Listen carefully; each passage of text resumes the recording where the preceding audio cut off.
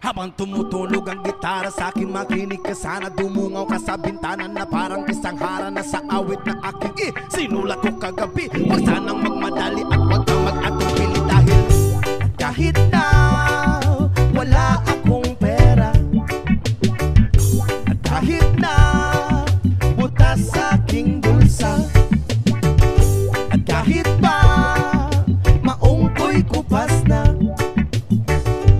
kahit na marami diyang iba, ganito man ako, wala ka sana sa akin. Simpleng tao, ikaw ang lagi kong dalangin. Ipagyayabang ko lang sa'yo, pag-ibig ko sa'yo na di